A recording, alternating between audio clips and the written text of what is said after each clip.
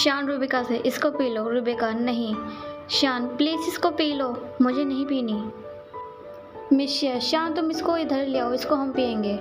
सही कहा, ये लो, आप सब लोग पी लो इसको। ये सीन यही खत्म होता है, नेक्स्ट सीन में देखते हैं। मिशिया कहती, तुम भी इसे पसंद करती हो? ल्यूजी होम की फ़ैन हो?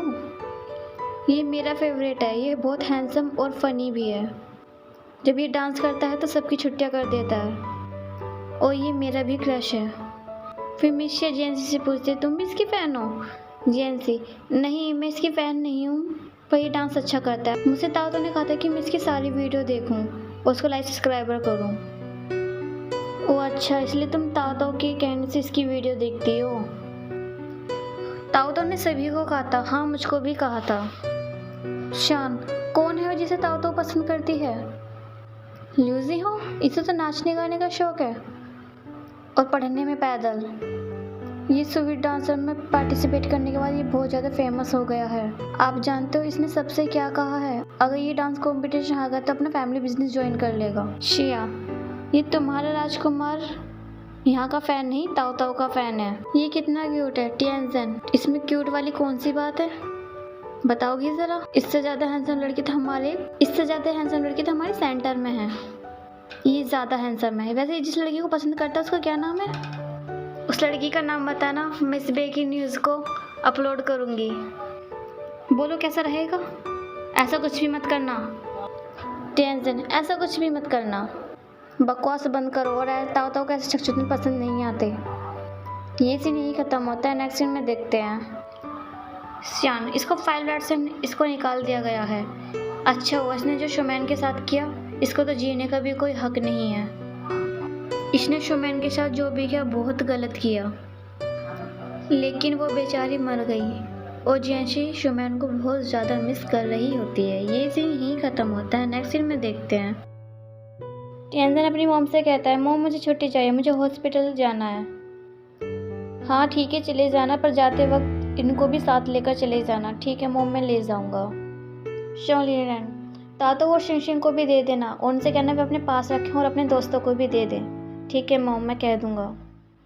फीलू का सीज़न आने वाला है, ठीक है, और तातो से कह देना कि वो एक्यूपंक्चर ना करे।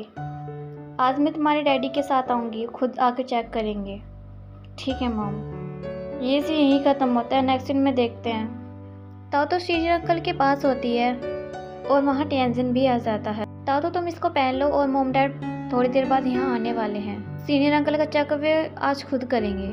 ठीक है तातो, मुझे तुमसे कुछ बताना है। सीनियर अंकल की तबीयत में कुछ सुधार आ रहा है। जब सुबह डॉक्टर चेक करने आए थे तो उनके पैरों को छूते ही उन्होंने रिएक्शन दिया। अच्छा, बस 1 साल और फिर मैं भी डॉक्टर बन जाऊंगी।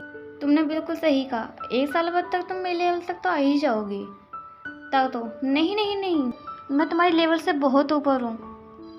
मैं तुम्हारी दादी माँ लगती हूँ। मैं तुम्हें कुछ बताना चाहता हूँ, सुनना चाहोगी? हाँ क्यों नहीं। तुम यहाँ सीनियर अंकल का ख्याल रखने आई हो, तो तुम्हें फिर ये सारी बातें कैसे पता? मैं इनका अच्छे से ख्याल रख रही हूँ, इसलिए तो वे ठीक हो रहे हैं। अब मैं इससे ज़्यादा और क्या करूँ, बाहर चले? ठीक है, ये सीन यहीं ख़त्म होता है, नेक्स्ट सीन में देखते हैं। आओ चलो ना। तुम रुक क्यों गई? तुम बाहर नहीं जाना चाहती क्या? मेरा बाहर का मतलब यहाँ था।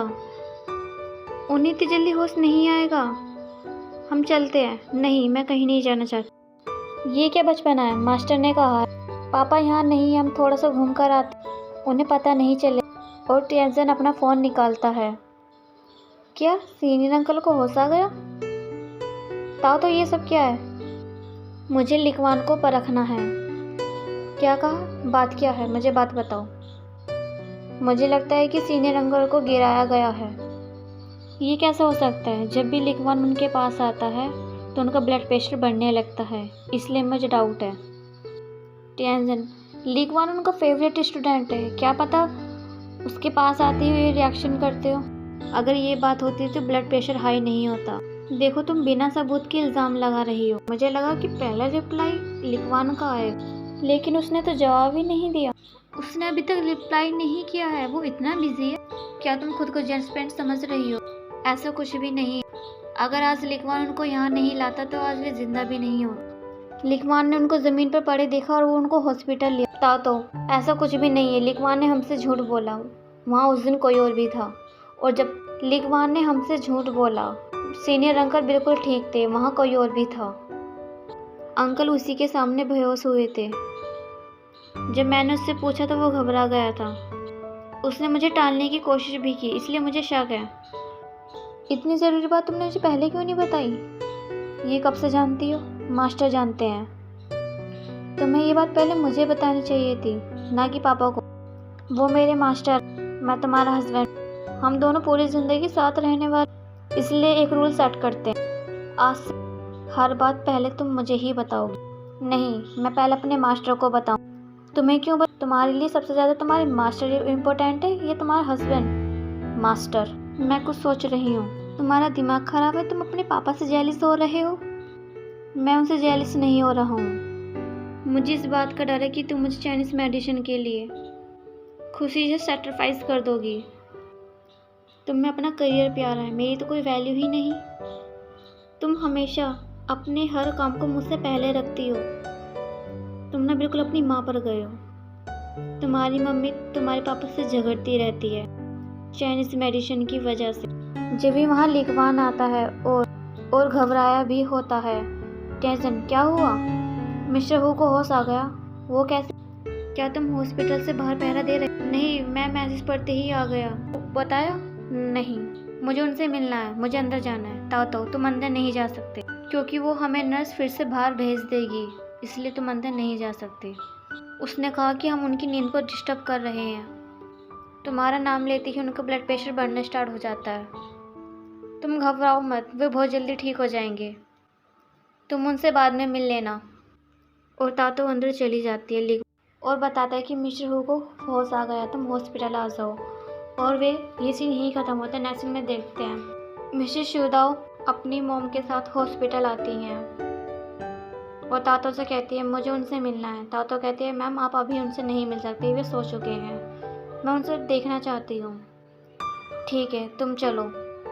लिखवान मैम मैं भी जाना चाहता हूँ। तातो तुम नहीं जा सकते।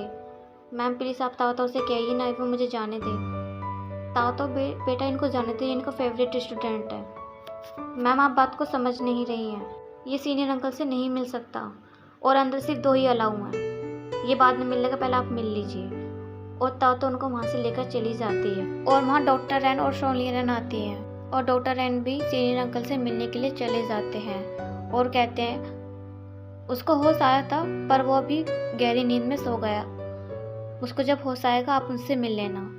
ये सीन यहीं ख़त्म होता है। नेक्स्ट सीन में देखते हैं ताऊ और डॉक्टर रैन साथ में होते हैं। डॉक्टर रैन तुमने झूठ क्यों बोला? मतलब आप जानते हैं, इसलिए ही तुम्हारा मास्टर हूँ। सॉरी मास्टर, मैंने झूठ बोला। तुमने उनके घर वालों की हालत देखने के बाद भी तुमने सच क्यों नहीं बताया? मुझसे गलती हो गई। मैं जानता हूँ तुम लिखवान को परखना चाहती हो ताकि सच बाहर आ सके। अगर तुम्हारा शक सही निकला तो इस सब का जिम्मेदार लिखवान ही है, लेकिन वो भला ऐसा क्यों करना चाहेगा? अब तुम क्या करोगी? सबको क्या जवाब दोगी? मैं कुछ पूछ रहा हूँ। मुझसे गलती हो गई मास्टर, मुझे सिर्फ यही कहना है। मुझसे गलती हो गई मास्टर। और तातो रोने लगती है। लेकिन मुझे पता चल गया कि ये सब लिखवान ने ही किया है। तुम्हें ये कैसे पता चला? आपने एक बार बताया था आंखें मन का दरवाज़ा होती हैं। मुझे उसकी आंखों से पता चला। हम बुरे इंसान को छोड़ेंगे नहीं और अच्छे इंसान को फंसने नहीं देंगे। एक डॉक्टर का काम होता है बीमारों की सेवा करना। तुम फिक्र मत करो, मैं सब संभाल लूँगा। ये सीन यही ख़त्म होता है। नेक्स्ट सीन में देख। और शाम को सभी डॉक्टर रैन और मैडम शोनली रैन की मैनी एनिवर्सरी सेलिब्रेशन कर रहे होते हैं। नानू ये केक किस खुशी में है? आज तुम्हारे पेरेंट्स की शादी की सालगिरह है। ओह अच्छा। डॉक्टर रैन और शोनली रैन साथ में होते हैं। शोनली रैन पता नहीं ये 30 साल कैसे गुजर गए। जब मैंने तुम्हें पहली बार देखा था तो तुम बहुत ज़्यादा हैंडसम लगते थे। मुझे क्या पता था कि तुम इमोशनली डम डेस्क के निकलोगे। देखो तुम मुझ पर इल्ज़ाम लगा रही हो। अच्छा मैं इमोशनली डेड नहीं हूँ। अच्छा, क्या तुम्हें ये जगह याद है? ये एपिसोड यहीं ख़त्म होता है।